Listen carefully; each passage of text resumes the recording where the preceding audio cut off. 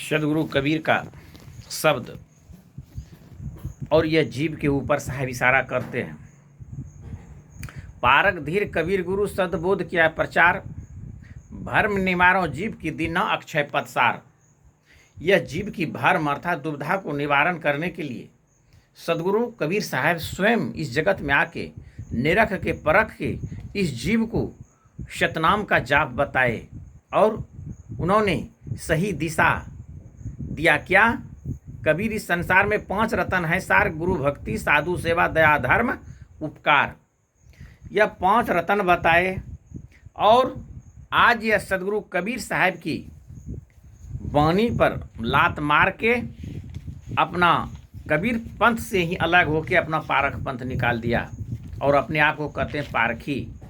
कुछ नहीं है, ना राम है ना कृष्ण है, न कुछ नहीं, ना ब्रह्मा ना विष्णु, कुछ नहीं, ना सतनाम, कुछ नहीं है।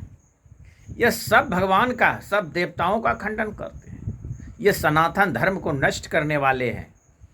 इसलिए यह पारखी संत जो है ना, महामूर्ख है, उनको अनुभव नहीं है और नास्तिक है। और कहा भी है जो ईश्वर को नहीं मानते वह नास्तिक होता है और वह सतनाम का ही विरोध करते हैं, राम कृष्ण का ही विरोध करते हैं, शिव शंकर का भी विरोध करते हैं। भाई तू हो कौन? कहते हैं कुछ नहीं है। वो देखा क्या है? अपने पिता को वो भी नहीं देखा, माता के कहने पर वो इशारा करता है कि ये मेरा पिता है। तो फिर जो अपने बाप को नहीं देखा तो फिर वो बाप कहते कैसे हैं? इसलिए प्रेमी सजनों, जो हम देखे सोई सत नहीं। हमारे पूर्वज ऋषि मुनि जो थे बहुत बड़े सत्यवादी, उन्होंने बहुत अच्छे से शोध के विचार करके शब्द को रखा और इस जीव को चेताने की काम किया, इस जीव को कल्याण की ओर लेने की काम किया। मगर एक पारक संत जो निकला कबीर पंथ से, इन्होंने अपने ही आप को सब मानते हैं, इसलिए वह नास्तिक है। इनसे दूर बनाए। हमारे बीजक में भी आए हैं, सचा शब्द बताया सचा दिया मुकाम, ताते बंदे हो तब सांझ गुरु सतनाम। पेज नंबर 461 में भी इशारा किया कि सच्चा गुरु सच्चा है वह नाम तो वह सतनाम है, और सच्चा मुकाम अर्थात सतलोक दिखाने वाला वही एक सतनाम है। तो गुरु के द्वारा 5 चौका लेके वह सतनाम का जाप करें। हमारे रामचरित्र मानस में भी आए हैं, सुमरहु शंकर सतनामा होइए हृदय तुरंत विश्रामा। नारद जी जब व्याकुल थे उसको भी सतनाम का जाप बताए थे। हमारा गीता का प्रमाण है, यह जीवात्मा एक नदी है जिसमें पुण्य की तीर्थ है, सतनाम स्वरूप परमात्मा से इसका उदय हुआ है।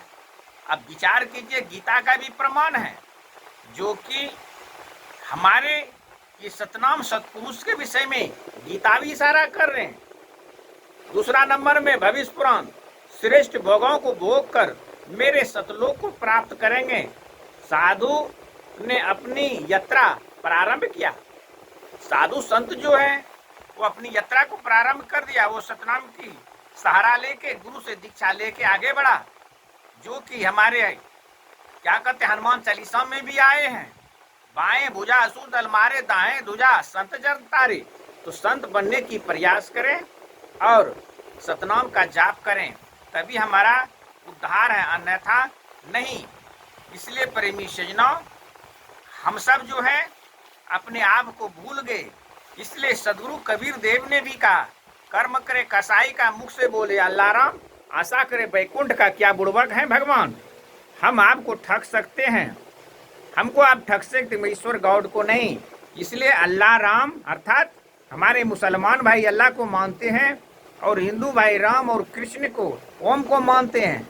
इसलिए भाई दोनों को साहब ने कहा, दोनों को साहब ने फटकारा कि यह दोनों नरकगामी हैं। जब तक हिंसा बद नहीं छूटेगा, देवी दुर्गा के नाम पर, काली के नाम पर जो बलि देते हैं, यह हिंसा जब तक नहीं छूटेगा तब तक कोई उपाय नहीं है। इसलिए कर्म जो है कसाई का है, इसलिए छूटना ही पड़ेगा, तभी आपका कोई उपाय है, अन्यथा नहीं। इसलिए कहा साहब ने कि हम सबको हिंसा बद से दूर रहना चाहिए और किसी देवी दुर्गा के नाम पर बलि देकर उनका मांस आहार करना यह हमारा आहार नहीं, यह तो किसका है? कुत्ता बिलाए राक्षस पिशाच दानव का है। मगर मनुष्य होके हम सब राम नाम जिह्वा पर जपते हैं और मांसाहार करते हैं। क्या राम मांस खाते थे? कृष्ण राम खाता था, मांस खाता था? बताइए।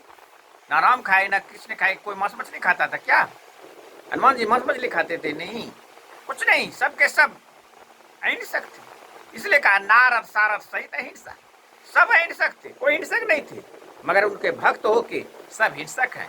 दुर्गा के नाम पर बलि देते हैं और उनके नाम पर कत्ल करते हैं। दशहरा में 8 दिन तक उपवास रहते हैं और आपने 9वां दिन हिंसा बंद कर देते हैं। इसलिए प्रेमी सज्जनों, ये सबसे दूर रहे। और आपका जो पुराण है मार्कंडे पुराण, उसमें भी तो बहुत अच्छा से आया है। पेज नंबर 110 क्या कहा रहा है साहब? हमारी मार्कंडे ऋषि ने संपूर्ण जगत की माता विश्व की रक्षा करो, तुम ही चराचर जगत की अध्यक्षरी हो, हृदय में विराजमान रहने वाली पीड़ितों की रक्षा करो, वैष्णवी शक्ति स्वरूपा नरैनी तुम्हें नमस्कार हो, नमस्कार हो, समस्त संसार की पोषण करने वाली प्राणों की रक्षा करो। अब विचार कीजिए, हमारे मार्कंडे पुराण भी इशारा कर रहे हैं, चराचर जीवों को रक्षा करने वाली, पालन पोषण करने वाली, और आप जीव का रक्षा कर रहे हैं कि जीव को आप कत्ल कर रहे हैं। इसलिए वह 9 दिन 8 दिन जो रहते हैं वह सब जो है सब ढोंग हैं, वो स्वान हैं।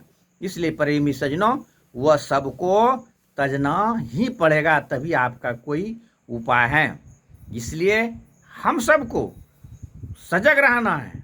इसलिए साहब ने भी कहा, पुण्य बड़ा उपकार है जीव दया चितराख, देखो हृदय विचार के वेद पुराण है साख, जीव पर दया रखें और जिह्वा पर सतनाम का जाप करें। हमारा बाइबिल जो ग्रंथ है उसमें भी बहुत अच्छे से आए हैं। पेज नंबर 58 में भी आया है। वह अल्लाह प्रभु संकेत कर रहा है कि पैगंबर कबीर पर विश्वास करना अविनाशी पुरुष हैं, सर्व पापों को विनाश करने वाला है, सतलोक के सिंहासन पर विराजमान है। वह सदगुरु कबीर साहब के विषय में अनेक ग्रंथ, अनेक प्रकार की धर्मशास्त्र इशारा करते आए हैं। और वह मुसलमान भाई जो हैं वह भी नहीं मानने वाला है, हिंदू भाई भी नहीं मानने वाला है। तो प्रेमी सज्जनों, आत रखिए, यह जितने भी आप ये कर्म कर रहे हैं तभी सफल होगा, जब तक हिंसावाद आपसे छूटेगा नहीं। फिर इशारा करते हैं बहुत अच्छा से, जीव जीव सो जीव है, जीव इस नाही आदि अंत भर में 84 कभू स्थिर नहीं। हमारे पारखी संत कहते जो है सो जीव ही है, जीव ही ईश्वर है। जब ईश्वर ही है तो फिर जन्म जन्म तक भटकता क्यों है? और जो वह ईश्वर होता तो अपने शांति प्राप्त कर लेते पहले। किस प्राणी को, किस जीव को दुख अच्छा लगता है? फिर दुख कहानी में क्यों आते हैं बेर बेर दुख भोगने के लिए? इसलिए नहीं, उनको पता नहीं है और वह एक प्रकार से नष्ट करने के लिए धर्मशास्त्र को लगा है और कुछ न कुछ दिन के बाद वह स्वयं नष्ट हो जाएगा। इसलिए प्रेमी सज्जनों, वह पारखी संत कहने वाले से दूर रहे और वह धर्म को खंडन करने वाला है और श्वेत वस्त्र धारण करके, सादा वस्त्र धारण करके इस जगत में वह काल स्वरूप है, इसलिए वह काल से सब बचे।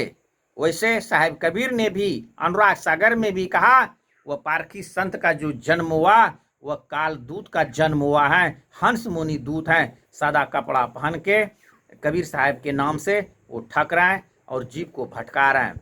इसलिए प्रेमी सज्जनों, उससे दूर रहे।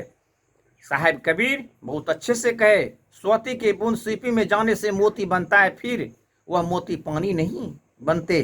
प्रेमी सज्जनों, स्वाति नक्षत्र का बूंद जब सीपी अर्थात घोंगे में जाते हैं तो मोती बनता है, मोती पानी जो है फिर दोबारा वह नहीं होता।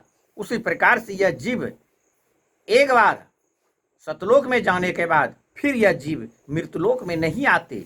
इसलिए प्रेमी सज्जनों, हम सबको वह सतनाम पर सहारा रखना चाहिए और गुरु से दीक्षा भजन लेके गले में तुलसी माला धारण करना चाहिए और सत्य की ओर आगे बढ़े। जहाँ तक हो जीवन में उपकार भलाई करते रहे। साहेबानगी सतनाम।